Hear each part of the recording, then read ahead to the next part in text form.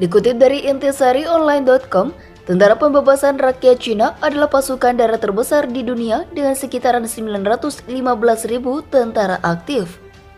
Hampir 2 kali lipat dari 486.000 personil Amerika Serikat menurut laporan Pentagon mengenai kekuatan militer Cina 2020.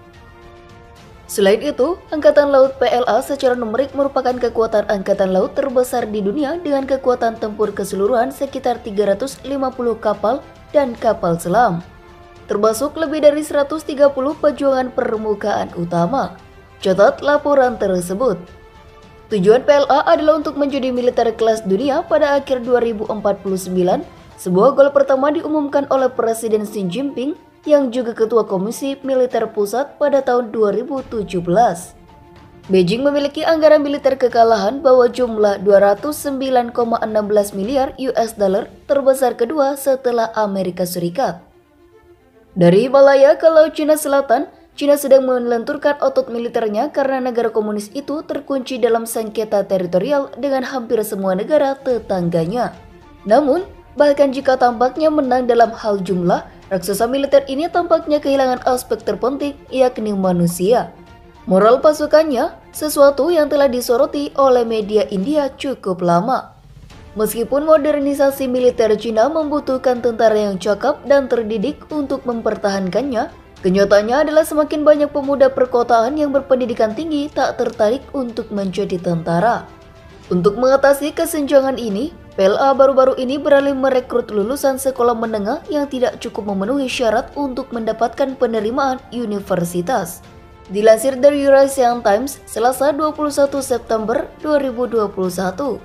PLA juga mengadakan putaran wajib militer tambahan tahun lalu untuk menarik lulusan universitas yang gagal menemukan pekerjaan untuk bergabung dengan angkatan bersenjata. Mirip dengan negara-negara yang menghadapi kekurangan pria baru yang bersedia bergabung dengan militer, Cina juga telah merekrut lebih banyak tentara wanita dalam dekade terakhir.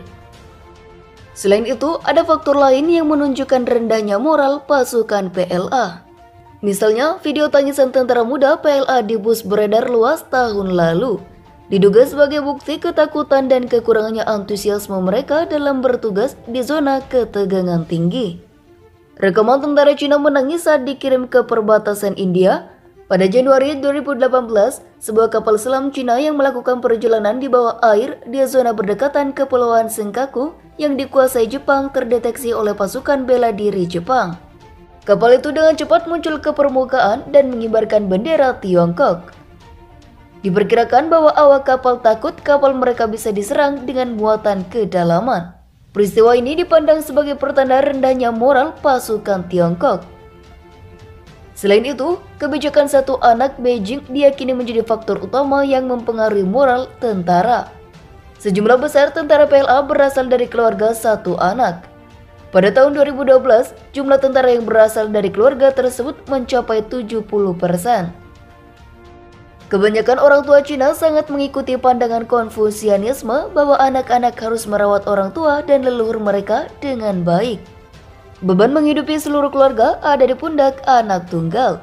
Kesadaran bahwa tidak ada orang lain yang menjaga orang tua mereka membuat anak-anak ini jauh menghindari resiko. Mereka cenderung memilih pekerjaan yang aman dan bergaji tinggi daripada mendaftar untuk bergabung dengan angkatan bersenjata. Sebuah bagian dari militer India mulai mengobrak-abrik militer Cina, terutama pada bulan Juni 2020, bulan ketika bentrokan maut di lembah Galwan terjadi antara PLA dan Angkatan Darat India. Di satu sisi, media India telah menggunakan eufemisme seperti mengatakan titik geseran untuk merujuk pada daerah yang direbut oleh PLA. Di sisi lain, itu menggambarkan citra kekuatan musuh yang lemah dan rendah moral, mungkin untuk meningkatkan moral bangsa dan tentaranya sendiri. Namun Cina telah mengambil langkah-langkah untuk menghadapi potensi rendahnya semangat pasukannya. Tidak hanya secara aktif berinvestasi dalam senjata militer tak berawak dan amunisi jarak jauh seperti ICBM dan SLBM, tetapi juga lebih fokus pada kecerdasan buatan dan perang cyber. Selain itu, Cina juga telah memperkenalkan undang-undang untuk melindungi status, hak, dan kepentingan personel angkatan bersenjata.